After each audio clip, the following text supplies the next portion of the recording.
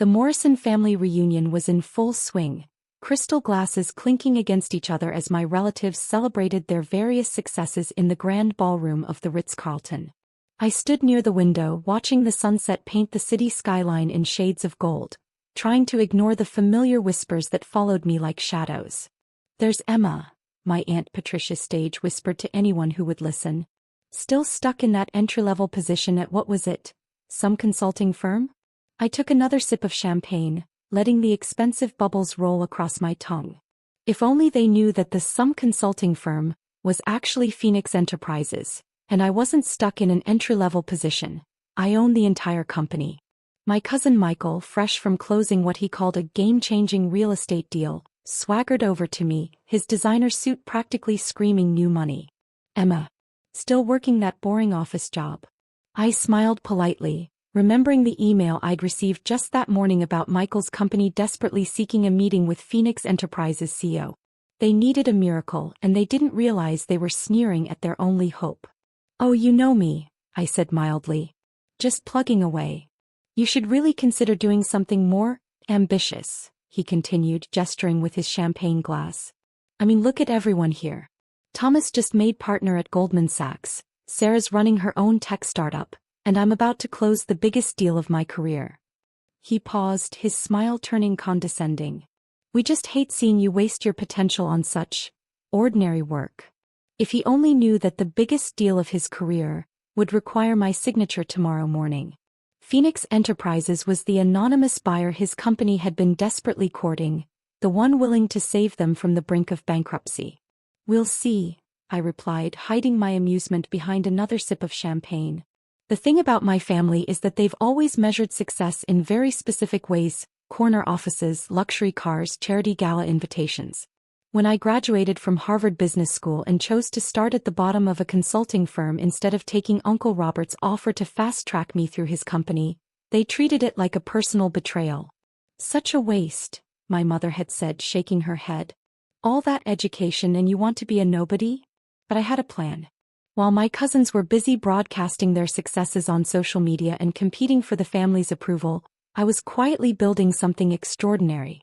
Phoenix Enterprises started in a tiny office with just me and two brilliant analysts I'd poached from my old consulting firm. We specialized in corporate restructuring and strategic acquisitions, operating through a complex web of shell companies that kept my ownership private. 10 years later, Phoenix Enterprises was a powerhouse, though you'd never know it from looking at our modest downtown office. We owned controlling interests in dozens of companies, managed billions in assets, and had a reputation for turning failing businesses into gold mines. All while keeping my role as founder and CEO completely anonymous. "Emma, darling." My Aunt Catherine's voice cut through my thoughts. "Come here, we're taking family photos. Well, of the successful ones, you understand." She laughed as if she'd made a clever joke. I joined the group, standing at the edge where they always put me. Thomas, the Goldman Sachs partner, stood front and center, his wife Lauren draped elegantly on his arm. Michael posed with his signature smirk, probably already planning how to use the photo in his next marketing campaign. "Oh, Emma," Sarah, my startup founder cousin, called out. "Would you mind taking the picture instead? We want everyone who's really achieved something in it."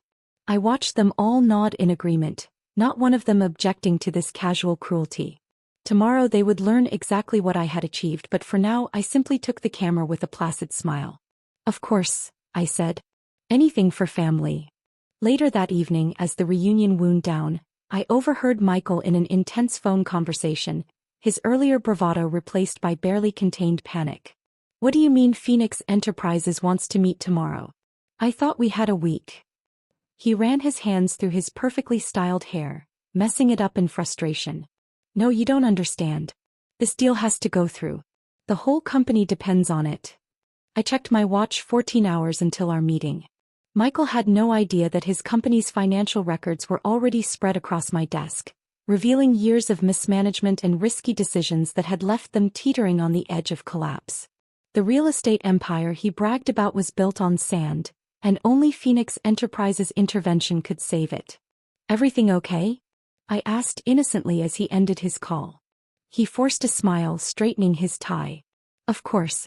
Just finalizing some details on my big deal. Not that you'd understand No offense, but corporate acquisitions are a bit above your pay grade. I nodded sympathetically. Probably. Though I did hear something about Phoenix Enterprises making moves in the real estate sector. They're quite impressive, aren't they? Michael scoffed.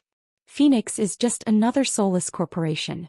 Tomorrow I'm meeting their CEO and I'll show them how real business is done. Watch and learn, cousin. This is how you become successful. Can't wait, I replied, gathering my things to leave. Good luck with your meeting. As I walked toward the exit, my mother caught my arm. Emma, wait. Your father and I have been talking. Maybe it's time you reconsidered Uncle Robert's offer. You're not getting any younger and clearly this consulting career isn't taking you anywhere. I gently removed her hand. Thanks, Mom, but I'm exactly where I need to be. But don't you want to be successful like your cousins? To make us proud. I looked around the ballroom at my successful relatives, Michael with his failing company, Sarah with her startup that was burning through investor cash, Thomas who was about to be passed over for a bigger promotion at Goldman. I'm successful, Mom. You just don't know it yet. She sighed, the same disappointed sound I'd heard my entire adult life. I just don't understand why you insist on being so ordinary. I kissed her cheek and headed for the door, pausing only to look back at my family one last time. They were all there, congratulating themselves on their achievements, completely unaware that the ordinary cousin they'd dismissed for years was about to change everything. My phone buzzed. An email from my executive team confirming tomorrow's meeting with Michael's company. I smiled, remembering all the times my family had excluded me from their photos, their celebrations, their definition of success. Tomorrow they would learn that true success doesn't need to announce itself. Sometimes it just sits quietly in the corner taking pictures and biding its time. In my car, I opened my laptop to review Michael's company's financials one last time. The numbers were even worse than we'd initially thought. His empire was leveraged to the hilt with multiple properties facing foreclosure. Phoenix Enterprises' offer was his only hope of avoiding complete collapse. I thought about all the family dinners where Michael had bragged about his business acumen, all the times he'd talked over me when I tried to offer advice. Tomorrow he would sit across from me not as a condescending cousin, but as a desperate businessman seeking salvation. The irony wasn't lost on me. My phone buzzed again, a text from Sarah. Hey cuz, saw you leave early. Too much success in one room for you? Face with tears of joy. I didn't respond. Instead, I pulled up the latest report on her startup. 3 months of runway left, massive burn rate, product development stalled. Soon enough, she'd be in my office too, though she didn't know it yet. That's the thing about my family. They were so busy looking successful that they forgot to build something sustainable. But tomorrow at least one of them would learn the difference. I drove home to my penthouse apartment, the one my family thought I couldn't afford on my entry-level salary. Tomorrow would be interesting to say the least. The next morning I arrived at Phoenix Enterprises' real headquarters, not the modest consulting office my family knew about, but the top 3 floors of the city's most prestigious business tower. My executive assistant, David, met me at the private elevator. Michael Morrison and his team arrived 15 minutes ago, he reported, falling into step beside me. They're waiting in the silver conference room. And he smirked slightly. He's already asked twice if the CEO is running late. I smiled, checking my reflection in the elevator's mirrored walls. My power suit was a far cry from the intentionally modest clothes I'd worn at the reunion. Let's not keep him waiting any longer. The silver conference room had a stunning view of the city skyline, but Michael wasn't admiring it. He was pacing, his expensive Italian shoes wearing a path in the plush carpet. 2 of his board members sat at the table, their expressions grim. The CEO of Phoenix Enterprises will be here momentarily, David announced, holding the door for me. Michael turned, his practiced smile freezing as recognition dawned. Emma? What are you lost? I walked to the head of the table, setting down my portfolio with deliberate calm. No, Michael. I'm exactly where I'm supposed to be. But... He glanced at David, then back to me. We're waiting for an important meeting. With the CEO of Phoenix Enterprises. I know. I sat down, enjoying the confusion on his face. That would be me. The silence that followed was absolute. Michael's mouth opened and closed like a fish out of water. One of his board members dropped his pen, the sound echoing in the quiet room. This is a joke, Michael finally managed. You're a junior consultant. You've been working in that tiny office downtown for years. That office? I smiled. It's where I take meetings with people who don't need to know who I really am. This, I gestured to the elegant conference room, is where I make decisions about which companies live or die. I opened my portfolio and withdrew his company's financial records. Speaking of which, shall we discuss the real state of Morrison Real Estate Holdings? Michael's face had gone pale. How did you get these? I've had them for months. Every desperate loan, every hidden debt, every property facing foreclosure. I spread the documents across the table. You've been living on borrowed time, cousin. Time that's just run out. One of the board members leaned forward, his face ashen. Mr. Morrison, is this accurate? Are we really this close to bankruptcy? Michael tugged at his collar. It's not. I mean, we have plans. No, I cut in firmly. You don't. What you have is exactly two options. I pulled out another document, the acquisition agreement. Phoenix Enterprises can acquire your company at a fair market value, protect your investors and save what's left of your reputation. Or what? Michael whispered. Or I can walk away, and by this time next week everyone, including our family, will know exactly how thoroughly you've failed. The board members were already reaching for the acquisition agreement, their eyes scanning the terms with desperate hope. Michael just stood there, his carefully constructed world crumbling around him. Why? He finally asked. Why didn't you tell any of us? Tell you what? That while you were all bragging about your surface-level success, I was building something real. That the cousin you mockingly offered to teach about real business could buy and sell your company 10 times over. I leaned back in my chair. Would you have believed me? Or would you have found a way to take credit for my success, just like you've always done? A knock at the door interrupted us. David entered with another familiar face, Sarah, our startup founder cousin, looking considerably less confident than she had at the reunion. Emma. He froze, taking in the scene. What are you? I have a meeting with Phoenix Enterprises. You do, I confirmed. About your startup's desperate need for emergency funding, correct? Sarah's jaw dropped as understanding dawned. Yes. And you're 3 months away from complete collapse.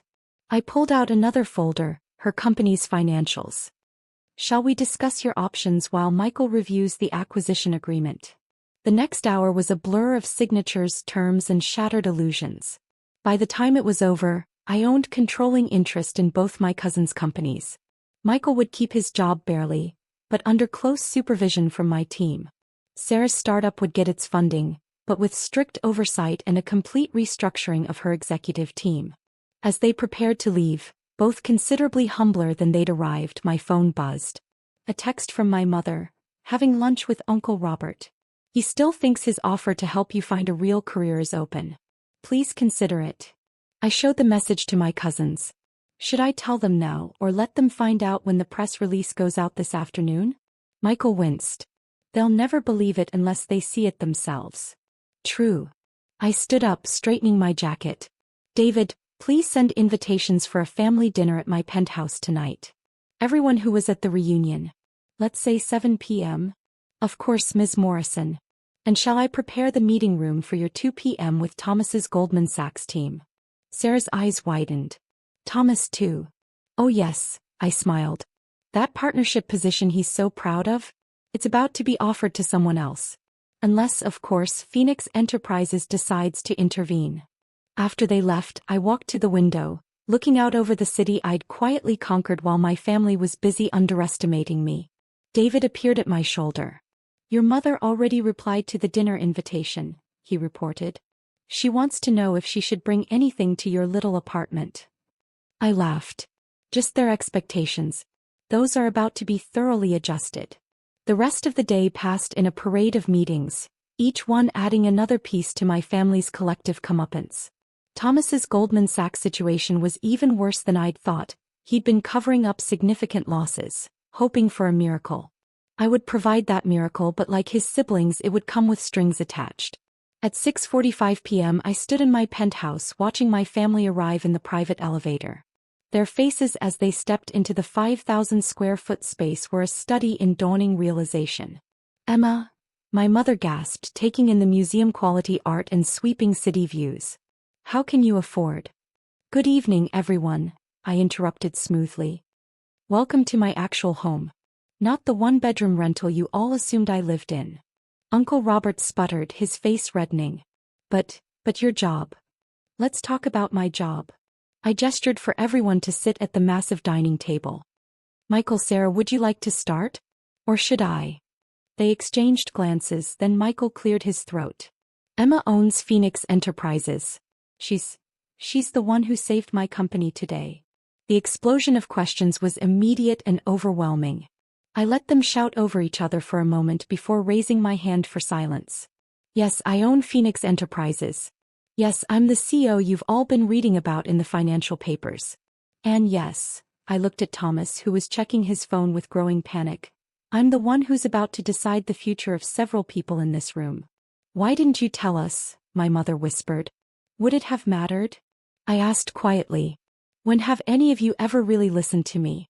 You were too busy celebrating each other's surface success to notice I was building something real.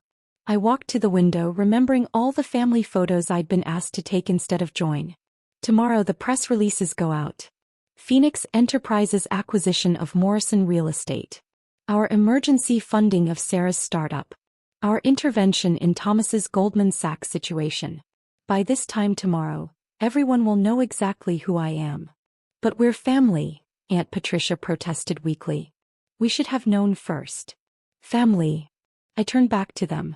Was I family when you excluded me from photos? When you mocked my boring job? When you treated me like a cautionary tale? The silence was heavy with realization and regret. From now on, I continued, things will be different. Those of you whose companies I now control will learn how real business is done. Those of you who look down on me will learn about true success. And all of you will learn that sometimes the person you dismissed today might be signing your checks tomorrow. I raised my glass in a toast, savoring the moment. To family, and to finally seeing things as they really are. One by one they raised their glasses, their hands shaking slightly. The family dynamic had shifted permanently and we all knew it. Later that night, after they'd all left, I sat in my home office reviewing the day's events. A photo from the previous night's reunion sat on my desk, the one I'd been asked to take instead of join. Tomorrow I'd have a new photo taken, me at the head of the Phoenix Enterprises boardroom, my family's fate in my hands. My phone buzzed one last time, a text from Michael. I get it now. Why you kept quiet all these years. Watching us trip over our own egos while you built an empire. For what it's worth. I'm sorry. I didn't respond. Actions had always spoken louder than words in our family. Tomorrow they would all learn just how loud mine could be. The next morning, as the press releases went out and my family's phones exploded with notifications, I sat in my office at Phoenix Enterprises, reading the headlines. Phoenix Enterprises CEO revealed. Emma Morrison's quiet rise to power. Morrison Real Estate Holdings acquired in surprise move. Tech startup saved by founder's cousin in dramatic twist. Success, I had learned, doesn't need to announce itself. Sometimes it just sits quietly in the corner taking pictures and biding its time. And sometimes, when the moment is right, it steps into the light and changes everything. I picked up my phone and typed a quick message to my mother. About Uncle Robert's offer. I think I'm doing just fine on my own. But thanks for your concern. Then I turned back to my work. After all, I had an empire to run.